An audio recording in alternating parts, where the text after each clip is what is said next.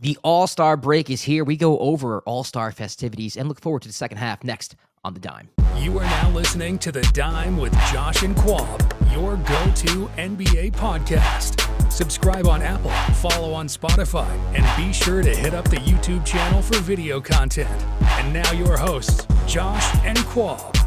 What's going on, everybody? Welcome to The Dime. Today we're doing Dime Superlatives, going over the NBA All-Star Weekend and doing second half headlines. Of course, if you want to follow The Dime, you can on Twitter, Instagram, and TikTok at The Dime NBA. Leave a comment or question or hot take in the YouTube comments below. We will get to it. We will have a whole segment about it. We will respond to it. We will answer to you, make fun of us, all that good stuff. We want the interaction with you, the fans. So make sure you do that. Kwab, how you doing today, man? I'm doing good. How you doing today? I'm doing good, man. Let's get right into it with some Dime Superlatives. All right, this is the Dime Superlatives, kind of similar to like your high school superlatives, like most outgoing, best singer, things of that nature. But these are ones that I've kind of made up on my own throughout the existence of the Dime. This is Kwab's first time doing it with me, too. I'm really excited to have you do this with me, Kwab, because I've done it with guests in the past, and they were great, but they're not you. I love you. Oh, thank you. Appreciate you, man. Appreciate you for having me. All right, well, let's get to the first superlative, which is team most likely to fall off a cliff. I'm going to go with the Golden State Warriors. Yes, The Golden State Warriors are my pick for the team to most likely fall off a cliff. I don't believe in this fake win streak that they have. I know they won tonight against the Utah Jazz, closing out the first half of the season. They blew a game against the Los Angeles Clippers yesterday. I just don't see them winning enough games to actually having any type of standing in the playoffs. Can't see them beating anybody in the first round. That's in the top half of the Western Conference right now. I don't think Klay Thompson... Actually, I can't even say I think. I know Klay Thompson's not the same basketball player anymore. He just put up 35, though. Off Kwab, the bench. Come on, bro. Have you watched... Yeah, off the bench. You think he's going to do that? I've watched. You're right. You don't got it. Yeah, come on. Let's be honest now. He's mad at Steph and Dre for trying to trade him for LeBron. Vibes are not immaculate over there in San Francisco. I don't care what anybody says. They're an okay team. They're a decent team. Play-in team. Might not even make the playoffs. It wouldn't surprise me if this is like a case where one person goes down and then they're just awful for the rest of the second half. Like, to me, they're one injury away from anyone in the rotation from just tanking for the rest of the season. Not on purpose, accidentally, because they'll be bad. So for me, it's the Golden State Warriors. Just don't believe in them, Kwab. Who do you got? Damn. Well, I have the team I always don't believe in, and that's the Sixers. And it comes with every year. I'm always like, you're like, Sixers. I'm like, them boys. Nah, not this year. I wasn't like that this year. I came close, bro. I came really close this year. You came close this year, and it comes with an asterisk. It's just because not having Joel Embiid, like, is such a big loss. I don't know when he's gonna come back and be able to ramp up and be ready to play. I guess right now, hopefully, they're trying to tread water until he gets back. And he was basically having an MVP season before he got hurt.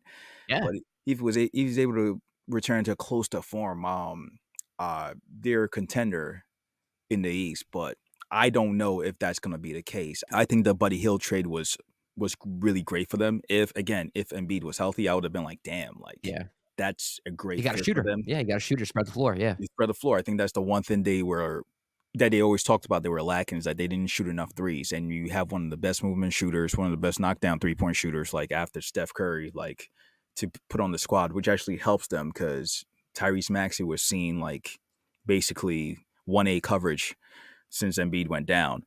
But if Embiid doesn't come back, I just feel like they're the team that will keep losing ground. So, I mean, fall off a cliff is so dramatic, but like, I feel like that's the team that's probably in the most trouble. Oh, we're going to be dramatic. They're going to fall off a cliff, Kwab. Like, I want you to say that they're going to tumble to the bottom of the standings right now.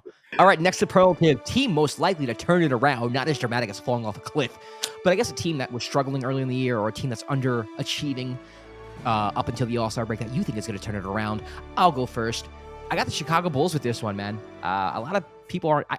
First of all, it's so crazy to like be an NBA fan where the Chicago Bulls are completely irrelevant. I don't think anyone talks about the Bulls. Am I wrong about this? Is this anecdotally? Like, I feel like there's like no national coverage on the Bulls outside of like maybe DeRozan, Levine trade talk. That's the only time their name comes up. but like no one actually talks about the Bulls as a franchise or the Bulls, like what direction the Bulls going in. How are the Bulls doing? Like no one cares about the Bulls anymore, which is insane because the Bulls throughout my lifetime have been like a prominent franchise. Like True. no one gives a damn.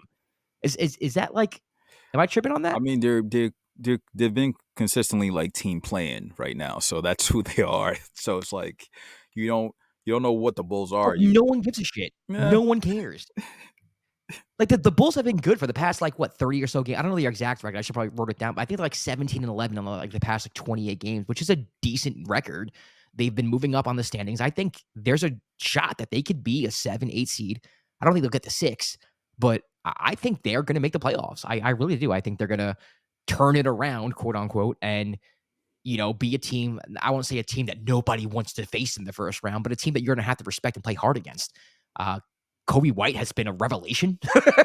Like again, like who is talking about Kobe White? I'm showing the Bulls love. You got to understand, as a fan that grew up like in New York, as a Knicks fan in the 90s, I'm giving love to the Bulls. This is how impressed I am with the Chicago Bulls right now. They have quietly been playing really good basketball, and I think that's going to continue into the second half of the season. That's my pick. Do you feel like, do you have belief in them if they were in the playoffs? Do you think they can win a round? No.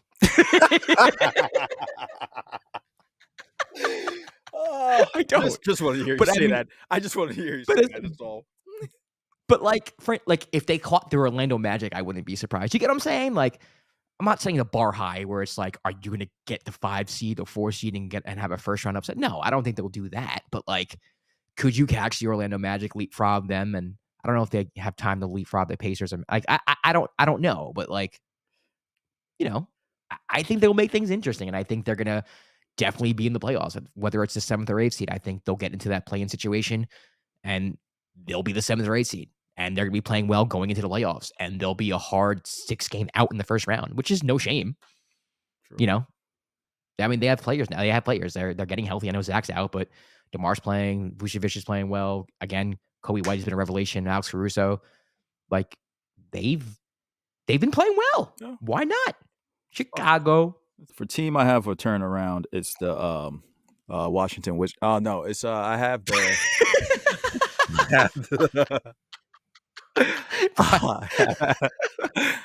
Can you make a case for that? No, I can't, because you know what's crazy? When I looked at the standings like earlier today, the Wizards have one more win than the Pistons, and the Pistons had the losing streak of all time. Yeah, and it's been like widely known as the worst team ever to step on the court. And they're just one game behind the Wizards, so that's crazy in itself. I actually have the Golden State Warriors, which like goes right against your argument from the team you have in the first to fall off a cliff. What you say? I'm sorry. Wow, we really disagree. Yeah, my mindset is like, I don't like to bet against Steph Curry. Like the point you made is very valid. If they were to lose a player, and like if they were to lose, like, knock on wood, if they lose like Steph, the season's gone completely. It's done. It's trash.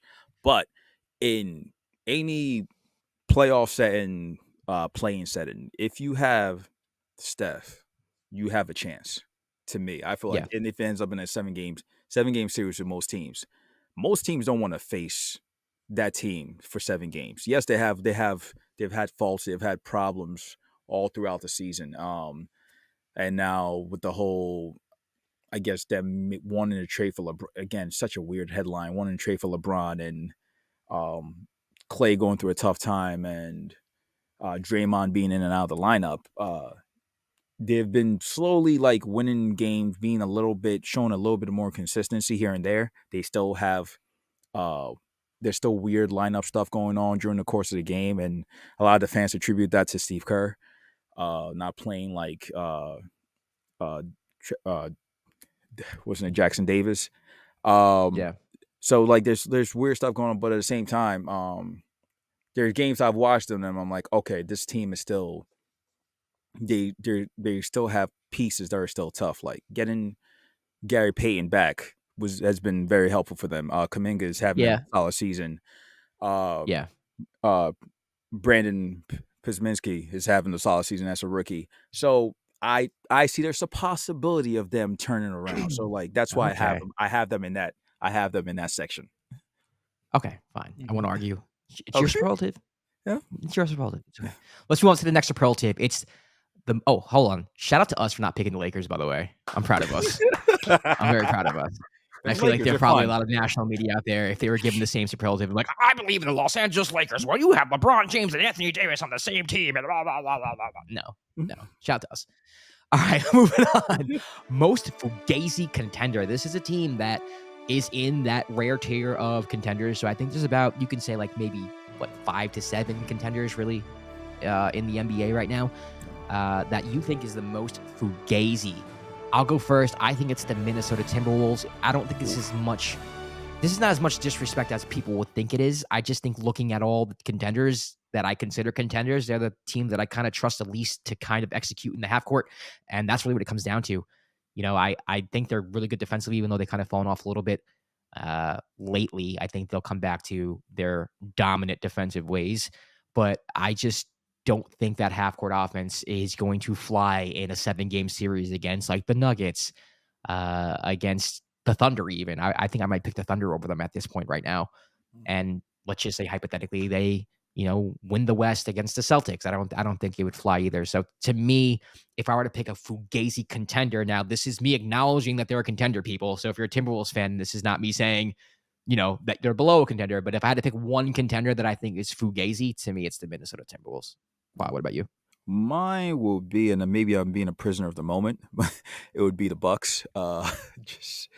Yeah, that was my 1A or 1B, whatever. Yeah, I just watched them lose to Memphis, which is, I mean, no big deal. No big deal. I mean, the Grizzlies missing half of their roster. Yeah, no I mean, and most of them is they're the Memphis Hustle. It's not the Grizzlies, but the team. There's a lot of players that play 14-point favorites. No big deal. No big deal. I just think every time, even after they change coaches and get Doc, every time I watch the Bucks, they just look like they struggle to beat teams. Every game feels too close to have their amount of talent that they have on the court. And maybe that will help them going in the playoffs. It will translate well where they'll be, when you're in close games, you're not that worried, but it just feels like they're still trying to figure it out, like during the course of a game where ended the game even this game against the Grizzlies, ended the game where felt like 3-4 possessions.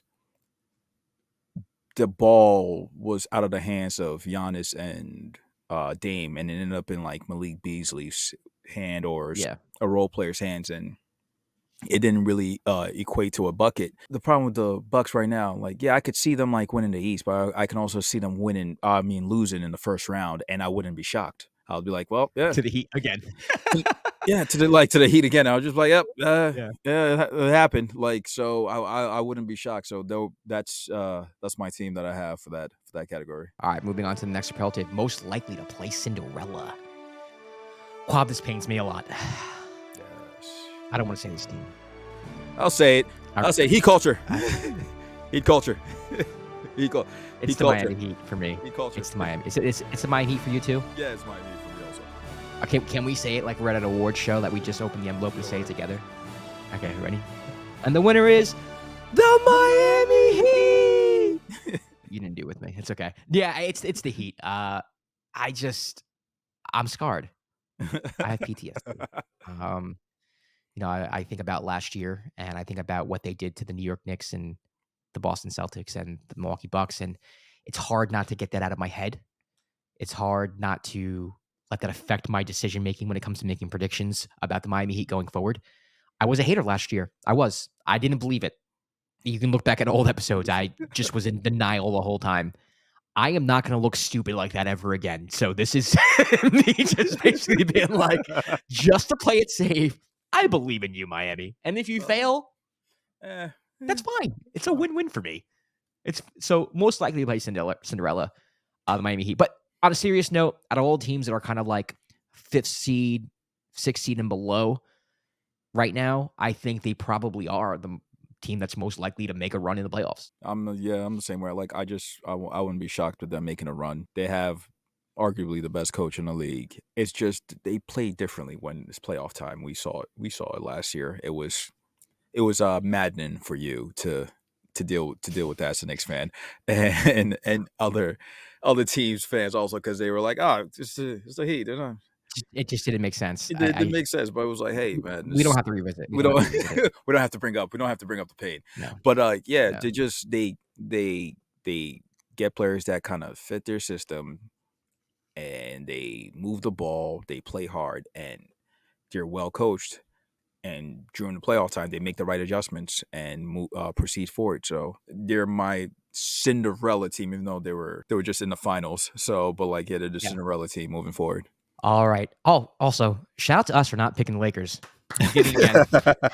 We did it again. Avoiding the Lakers, baby. That's what we do on this package. We avoid the Lakers. We don't. We'll talk about them later. All right, here we go. Next relative player most likely to turn the fuck up. This is an interesting superlative. It's something I came up with in my head. And I was like, you know what? Let's just give a shout out to somebody who we think is going to turn up and kind of lead their team to, I guess, playoff glory or, a run deep into the playoffs. And for me, the reason why I chose this player is because I don't think I was ever like a huge fan of this player. I've never been a stan of this player, but I've always respected this player. And I've always thought to myself that this player is one of the best players I've ever seen. And this player, in my opinion, just hasn't gotten the credit that he deserves for his accomplishments, for his ability, for what he's accomplished, and just how good he is. And that's Kevin Durant. This man is unbelievable, bro. Like, have y'all seen his stats this year? It's like incredible, man. He's one of the best, if not the best, offensive weapon I've ever seen in my life.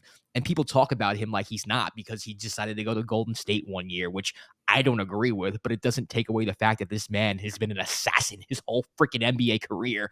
And I feel like people just want to forget about that because they don't like the decisions that he makes and because he stands up for himself on Twitter. So people want to rank him lower than he should be when it comes to ranking NBA players and when it comes to ranking NBA greats all time. This man is one of the best basketball players to ever touch the ball, period. Top 15, absolutely. Maybe even top 10. And some of y'all are going to say I'm smoking crack with that, but tell me who you would rather have the ball in their hands to score a basket at any time. Facts. In NBA history. You can probably name, like 3 people? If that? Honestly? Like, who? Jordan? Exactly. You know what I mean? Like, so Facts. To me, I think Kevin Durant, I do think that they have a team in Phoenix that is very offensively gifted. I think people are forgetting that Durant is still on a mission to, I wouldn't say save his legacy, but to improve his legacy and to prove to everybody out there who's forgotten about him that, I'm effing man. And I do think he's going to turn up. I think he's going to turn up in the second half of the season. I think he's going to have a fantastic playoffs. I think by the end of these playoffs, or by the start of the playoffs, at least the start of the playoffs, we're going to be having discussions like, damn, Kevin Durant, like maybe the MVP conversation, or damn, like Kevin Durant's playing basketball like he's the best basketball player in the world right now. I think he's that good. I think people have forgotten. And I guess I just taken this superlative to show him some love. I picked Jimmy Butler. Also, just coming back.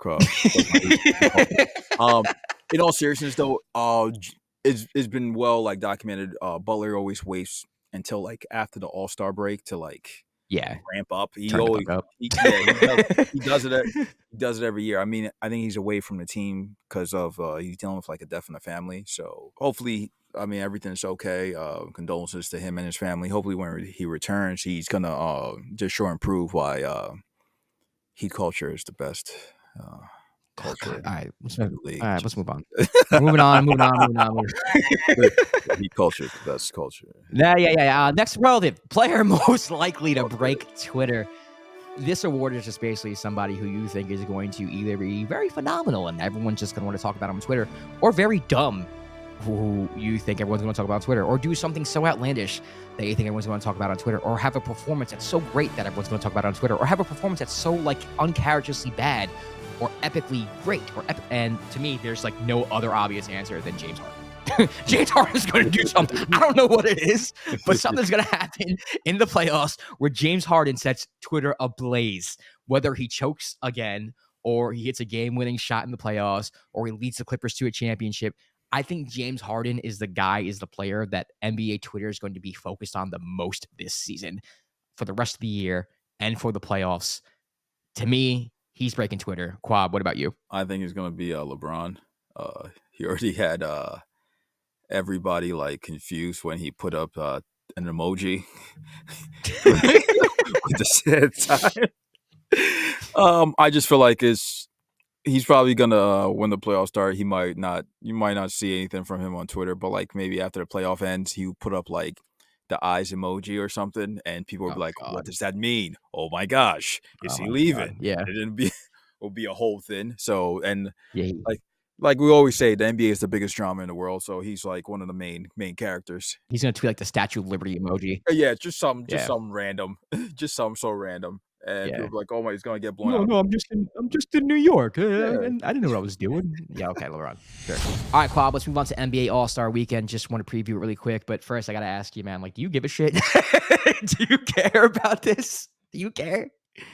It's cool. Like I think I cared more when I was younger because I was like, "Oh shit, Me dunk too. contest! Oh, my team has an Yeah. all-star. Like I want to see that." Now it's just like cool. The players get a break. Let's Yeah. let's see. This is more for like the entertainment value of it all. Like there are parts of it I enjoy. Some parts that I don't really like. It doesn't. I'm not like running to watch and tune in. It's just like it's cool. It's whatever. Do you care? I still care, but I think it's the little kid in me that still cares, man. It's still like the Oh, 14-year-old, 15-year-old Josh that wants to run to the TV and watch the slam dunk contest. You know what I mean? fair Like enough. when Vince True. Carter did what he did, like that was all we talked about in school for like the next 2 months. When Jason Facts. Williams did the freaking elbow pass, we all went to school the next day and tried to do the elbow pass. I think the slam dunk contest is watered down now, partly because you don't have big names, but also partly because like every freaking day, my friend Larry is sending me an Instagram message of a fucking guy doing a backflip, kicking the ball in the air and dunking the ball with his forehead. Like, so I'm, you know what I mean? Like I'm seeing this You're every seeing the day. crazy stuff, yeah. You're seeing the crazy stuff, yeah. It's not the same. It's not the same. I even like to even compress that. Like, remember, like we wouldn't see highlights unless you see like the Sports Center top 10 back in the day. Now it's just like I can just get on my phone. Somebody be like, "Yo, did you see what happened?" I just get on my phone and just see what happened. I'm like, "Oh, that's cool. That's dope." Like, Yeah. Like, Yeah.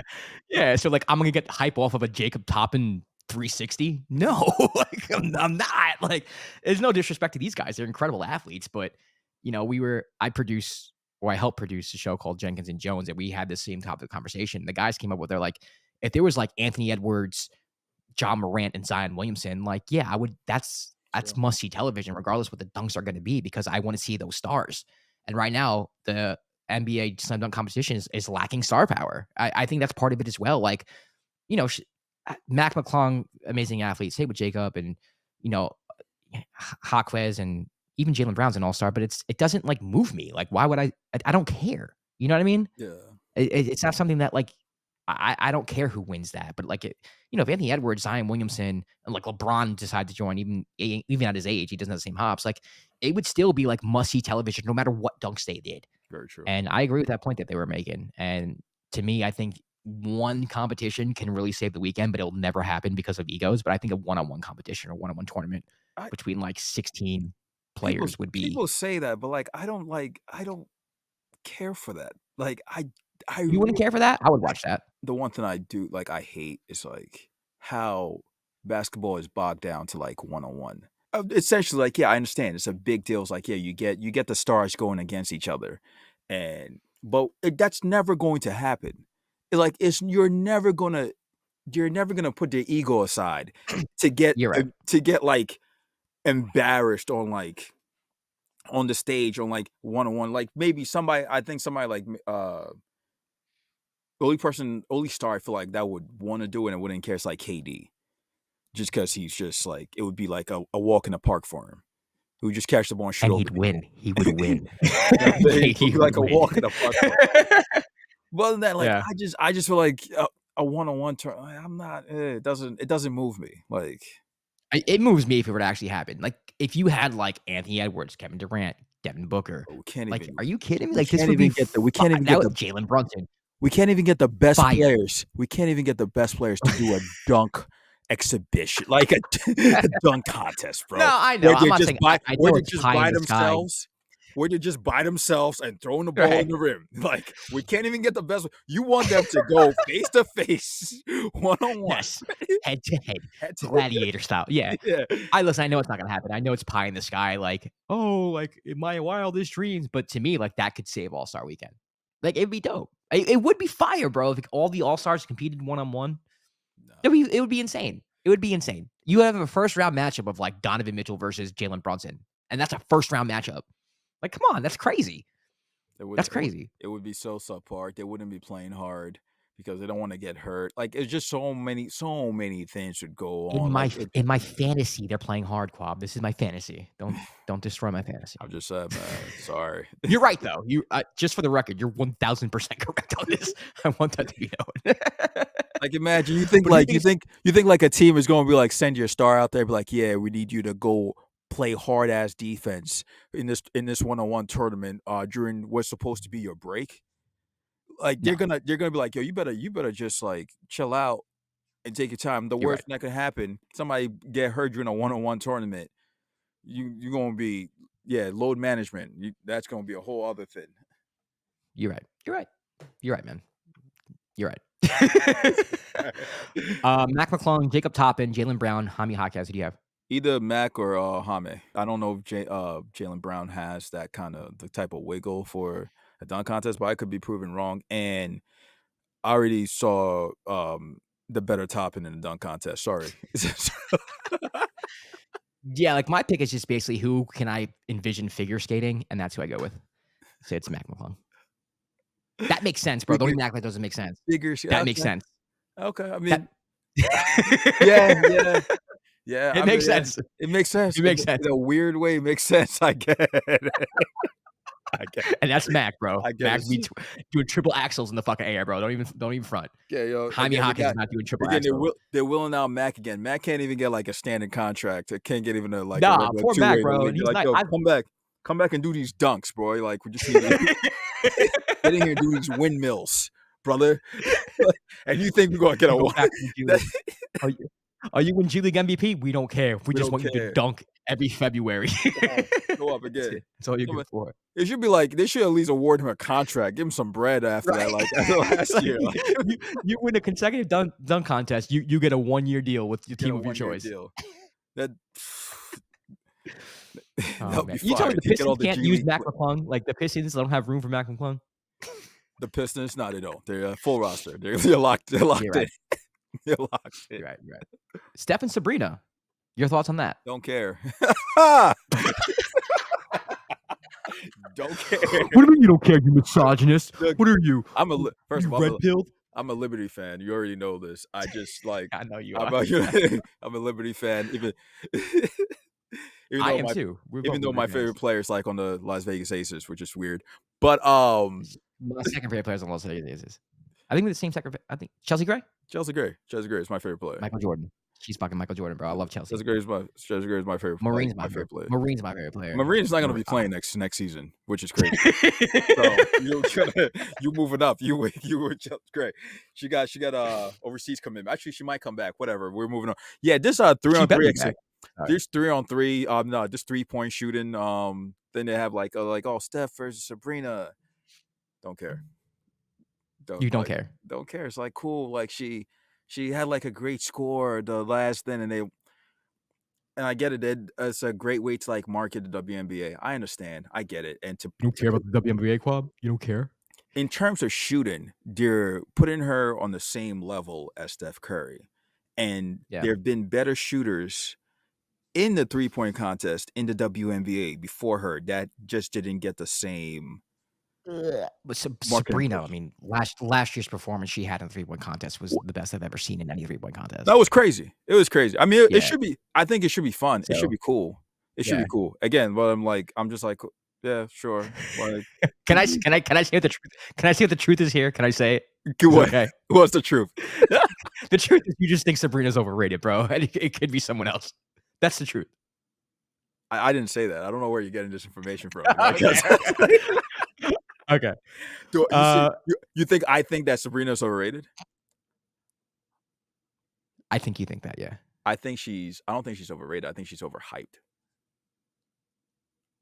I think she's. Okay. I Those are think two she's different very, things. very overhyped. I don't that me overrated is kind of like saying that she's not as good as she is. She's a very, very good player. Yeah. She's treated as like she's the best player in the league sometimes when she's not. She's not even the best player on the Liberty. No, she's not. She's not even the third best. So She might be the third. Not. She actually might be the fourth best player in the Liberty. I don't know about. Bro, you got John Quell, who I take over her, Stewart, and Laney. You wouldn't take Laney over Sabrina? Well, it depends on like how they're running all. I think you could make the case. You can make the case. So it's all like a You can whole. make the case. It's a whole like how they run their offense. It's a whole other like if we ever have Yeah. a breakdown WNBA But I get it, bro. we can Because like go in the depth Liberty about will it. win. Like it's the Liberty will win, and it's like the New York Liberty defeat the Atlanta Dream 95-75. John Quell Jones 37 points, and then the graphic would be Sabrina like this. Sabrina. And then, meanwhile, she shot like 2 of 16. Yeah, like okay, I get it. I understand. Like she's one of the faces they market. I understand it. I just feel like sometimes they really overhype her, which I get it. Which I get it. I'm like, It's not her fault. It's not her her fault. fault, though. It's not her fault. But I just think sometimes they overhype her, which like I understand why, because it's at the very core is good for the league because it helps promote if it's helping promote the league and grow the league and get more eyes on the league. Fine, I understand that. She's just not, to me, when I watch the games, she's not one of the players I watch. I'm just like, yo, she's cold. Like she's one of them. Like, she's cool. She's good. No, I agree. Yeah, she's good. I agree. So yeah, you know who is cold though? Chelsea Gray. Chelsea Gray's man. But yeah, Sabrina versus Steph. Who do you have winning? Steph. Okay. You don't think Sabrina is gonna win? I think Sabrina can win. You know, she's shooting WNBA ball, WNBA range, and seeing what she did last year was like absolutely insane. I also think it's really hard to do what you did last year again. Like that's freaking hard what she did. I don't care what level or what ball you're shooting with. And Steph to me is the best 3-point shooter of all time, male or female. And I don't think, and I hope he doesn't. I don't think he's going to go lightly. I think he's going to try to win. So I have my money on Steph. It wouldn't surprise me if Sabrina won, though. I'm not going to lie. Because, again, like if she puts a performance she did last year, she's going to win. Steph's not going to replicate that. I think whoever goes second is going to win. Okay. That's my view on it. Probably Sabrina. We'll see. Any thoughts on the All-Star Game MVP? Maybe Jason Tatum or... I have absolutely nobody. Yeah, that's nobody. So I don't know. Yeah. I have no idea. The All-Star Game MVP comes... You know who I have? This is a sneaky pick. Trae Young. Yeah. He just got in back door. And a lot of times All-Star Game MVP goes to people who score a lot of points and those Trae's going to jack threes. He has something to prove. I think he thinks he's been snubbed 2 years in a row. You know, my theory, along with shout out to Kizzo, our boy Kizzo, we always had a theory that the person who plays the hardest in the All-Star game is probably going to MVP, and then you just kind of evaluate like, well, who's going to play hard this year? We won money betting on Russell Westbrook one year, knowing that Russell Westbrook's a maniac and he's going to play hard. Yep. So to me, I think if someone's going to like take the game seriously in a way where it's like, yo, this is me, I think it's Trae. Yeah, I think it's Trae. And he can get hot from three, and you know, before you know it, he has like 30 and 10. I could see Trae. I could see Donovan Mitchell. Donovan's a good one too. He was one I was thinking of too. But I'm gonna go with the sleeper pick. I'm gonna say Trae. All right, Kwab, let's move into headlines. These are headlines that we made up, fake news articles or whatever you want to say, and we're gonna determine whether or not it's real news or fake news going into the second half of the season. Kwab, you ready? Yes, sir. Let's do it. Headline number 1. The Nuggets still in Western Conference class of their own. Kwab, is this real or fake news? It's news. I think. I think they are. I think they are. But I'm like sometimes when I watch them now, there's some concerning things I see with the team. But I still feel like in a 7-game series with that team, that starting 5, and even when they go to the bench, they're probably one of the hardest teams to beat. So again, they could easily come out the West. Yeah, I'm gonna say it's real news. I think that tier starts with them and ends with them. Although I do think the second tier is not as far behind as some people might think it is. Obviously, they're not the number 1 seed right now. There's teams playing just as good or better than them. I think a lot of it has to do with the fact that they're bored with the regular season. I think once you win the championship, you're kind of just looking forward to the playoffs, and those are like that's your season right there. Yeah. So I like the Nuggets. I still think they're the favorite to win the whole thing. If you were to ask me who I would pick to win the whole thing, I think I would pick the Nuggets still. I still think they're in a class of their own in the Western Conference for sure, even though I think that class, it's not like AP class and then like remedial class. Yeah, be careful. Be careful. It's like I had to be very careful. Yeah, be careful. Use your words carefully. I Use your went words back carefully. To 6th grade. Yeah. I had to kick 6th grade Josh in the head right quick. Yeah. It's more like honors class and So to me, I don't think there's much that's separating them, but to me, it's real news. Headline number 2: write Boston into the NBA Finals with a permanent marker. Kwab, real news or fake news? Fake news. I feel like at the beginning of the season, even the preseason, I was just like, damn, like this team is hard to beat. And I don't really see anybody beating them. As the season's progressed, a lot of the concerning things about the Celtics the past years in the playoffs seem to keep popping up, like with your inconsistencies late in games where they stop moving the ball, they go more one-on-one, shoot long threes or shoot tough shots, let me say that. So I don't think you could write in a permanent marker. I wouldn't be, honestly, if let's say the Knicks were healthy, I wouldn't be surprised if the Knicks went in and beat them in 7. I wouldn't. Same. Heat too. Again. Yeah, Heat. I can't really say the Bucks because I just don't know what's going on there. But just there's specific teams like I could see them losing before they get to the finals. It's a possibility, but they are the best team in the East clearly. But I don't think you can put it in permanent marker that you're going to make the finals. Yeah, this is fake news to me too. I think you could put it in pencil so you can erase it. Yes, sir. Obviously, they're obviously the favorites.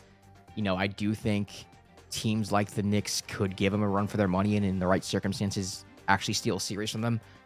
The Celtics, to me, I think they're a beautifully constructed team. They have everything you need. The only concern I have with the Celtics, and you just mentioned this, is their late game offense. For some reason, they just get so stagnant. Yeah. And Jason Tatum just settles for these long jumpers, and he doesn't really always create for others or get the easiest shot possible. And it's, Jason Tatum is one of the best players in the league for sure. I picked him to be the MVP to start the season. Yep. But you got to get better shots than what he gets at the end of the game. The team has to get better shots at the end. And when you're going against a team like the Knicks, no, I don't think the Knicks are better. But OG's going to be guarding you at full strength. That's going to be a team that's playing defense. You know what I mean? This is a team that you're going to have to break down and get a good shot against, not be stagnant and take a step back 3 and expect to win 4 out of 7. It's just not going to happen. So I do think they're the best team in the East for sure. But I don't think if I'm a Celtics fan, I'm actually counting my blessings the fact that the Bucks are such a mess right now, because to me, if the Bucks had their ish together, I would pick the Bucks. I would, just based off late game offense myself. But I think they play in the Eastern Conference where the teams aren't as good as the West, so they can kind of skate by playing a little less than what they should be playing. But pencil, not permanent marker. Headline number 3: the Doc will find a way to repair the Bucks. Kwab, real or fake news?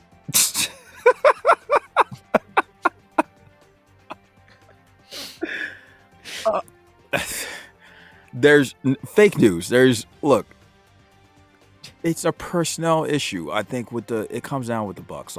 The best move they had to make during the trade deadline was to get Pat Bev, because they just needed somebody for point attack defense.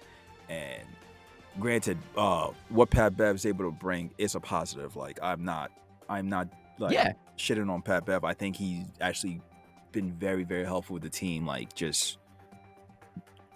Just knowing, being with his defensive intensity, his activity, and also just being the type of person that will tell you how it is if you're messing up. You need that in your locker room. I think you have him, you have a Bobby Portis, all that.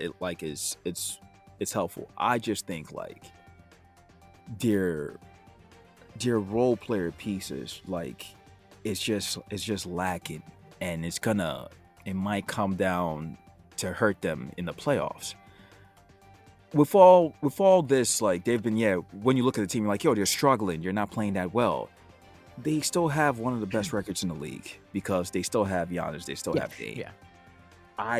I don't know if Doc's magic can save them, like, in the playoffs. I feel like, again, I said this before earlier on in the episode, I feel like they're the type of team where I wouldn't be surprised if they're like in the Eastern Conference Finals or even the finals. But I definitely wouldn't be surprised if they lose in the first round, depending on matchups. Those are both strong possibilities with this team. I'm going to say Fox News fake news. Like, that's how fake news it is. It's like the fakest news of all fake news. Michael Jordan of fake news. Michael Jordan of fake news. Yeah, he's not. This is not happening. Now, again, listen, when the Clippers made the trade for Harden, right, we were all kind of like, I don't know if I like this. And they lost like 5 in a row. And everyone was like thinking, oh, this was a terrible deal. And now look at the Clippers, right? They turned it around. That whole start to the Harden era is now kind of like forgotten about. And they've played like the best team in basketball, like, frankly, since, that losing streak to start the Harden era. I don't think the same thing's going to happen. Mainly because, like, Doc came in to kind of fix the defense. And this is no slight on Dame, man. But, like, when Dame Lillard's your point guard, there's only so much you can do at the point of attack. And I think Drew Holiday was just immensely important for them. Dame is a great player on his own. He's, one of the best 75 players ever played the game, according to some people. That was mean. But I don't think... let me take that back. He's one of the best players to ever play the game. But I don't think I don't say fits this team. I think he fits his team offensively.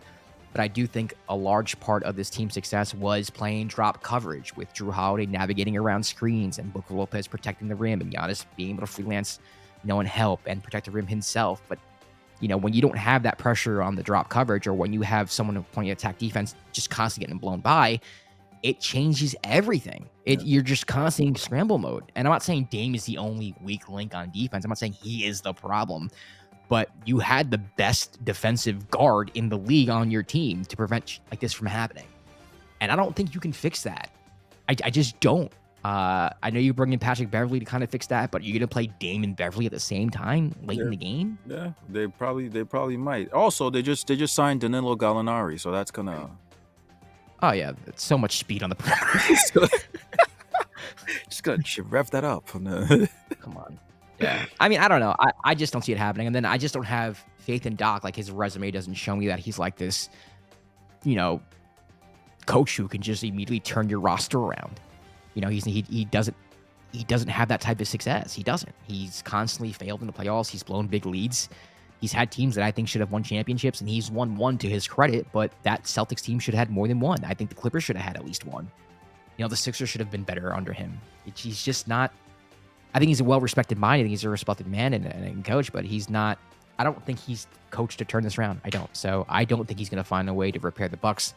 I think he's going to come out of the hospital room and look Bucks fans in the eye and say, didn't make it. Didn't make it. I think it would have been...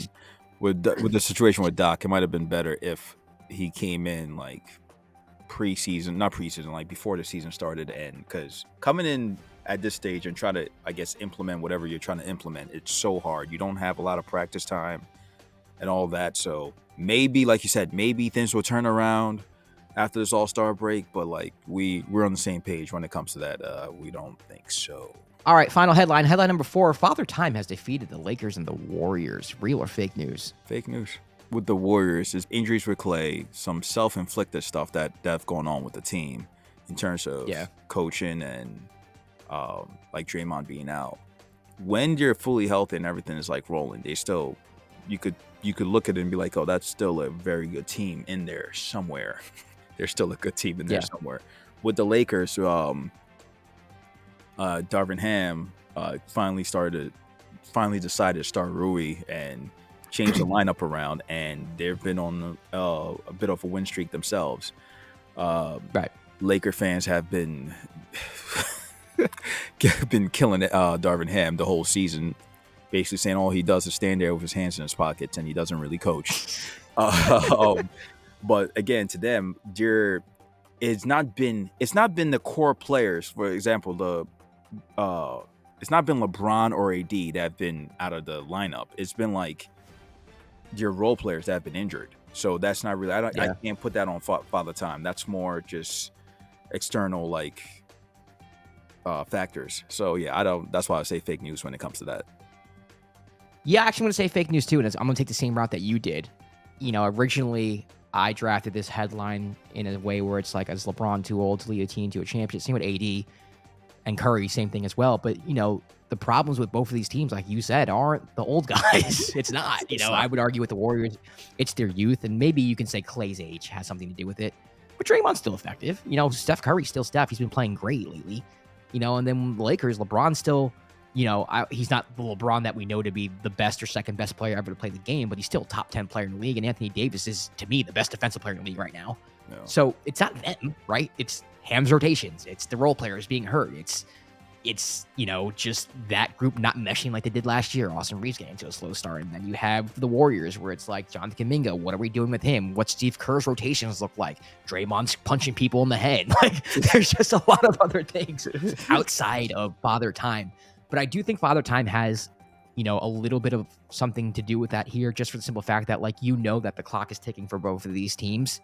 And whether or not LeBron and Steph and them, they're playing well, that, like, okay, like, we have to, it's kind of like the window shutting because of Father Time. Yeah. It's not shutting because of the roster.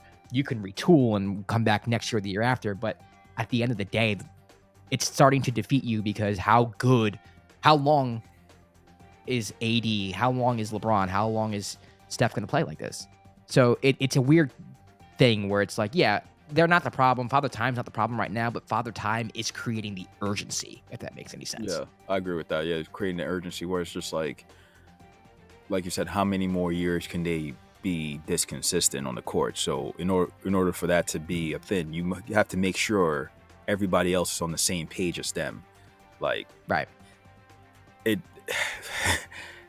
It's just, I think that's part of the, maybe I guess the frustration with like LeBron subtweeting all the time, or like I guess when it comes to Golden State fans always saying like, yo, is there going to be a trade? Is there a move to improve this team? Because what the team is not right now might not be enough. Just because you look at their ages and how they're still producing, you don't know how much longer it's going to keep going.